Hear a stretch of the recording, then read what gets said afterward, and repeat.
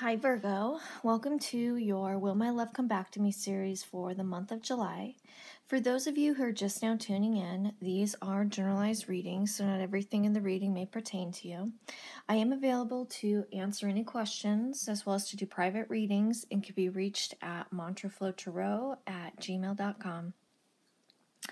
So the first card in the spread is the Lovers, and this represents where you are now in regards to this dynamic with your partner or your former partner. The Lovers, it really, the Lovers is everything you think it could be as far as, this emotional connection, soulmate, twin flame type energy, but it also represents, a decision. And this could indicate that maybe you are at a crossroads where, you're really debating, do I continue to walk on this path on my own, or do I move forward and pursue a relationship with this individual again? Now, where your partner's at, your former partners, the Four of Swords.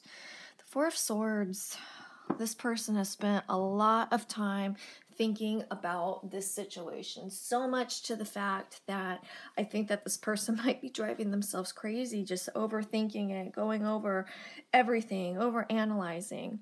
And it's time for this person to chill out. They're overthinking this situation.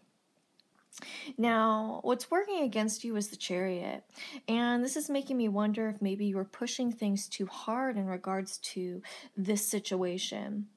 The Chariot is all about movement. It's all about debating, whether to stay in the same current space that you're in or moving in a different direction. Oftentimes, the space that you're in is a safe place. But once you make a decision to leave this place, it's like there's no turning back. Once you want more, you have to get it. And it can sometimes be overwhelming, especially to, the partner that you're in a relationship with. Now, what's working against your partner is the Nine of Swords. This person has a lot of anxiety. The Nine of Swords is often described as the nightmare card. Now, we talked about in the Four of Swords how this individual is spending a lot of time overthinking things. This reinforces it. I wouldn't be surprised if this person overthinks everything.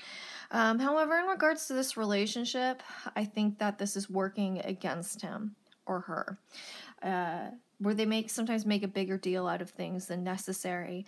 But this situation that's going on between you is really keeping this person up at night. What connects you guys is the Queen of Swords. This has to do with sometimes brutal honesty. This has to do with understanding that you share with one another. I think that oftentimes when we work with the energy of the Queen of Swords, it can come across, and I've heard it described, and I think this is true, as being prickly type energy. And I really feel like the Queen of Swords is often misunderstood. The Queen of Swords uses her honesty and her energy to always make a situation better, but her delivery isn't always the best. And I think that when we're dealing with this energy of the Queen of Swords, especially between this dynamic, that there's an understanding that comes with one another that you guys don't always get from other people.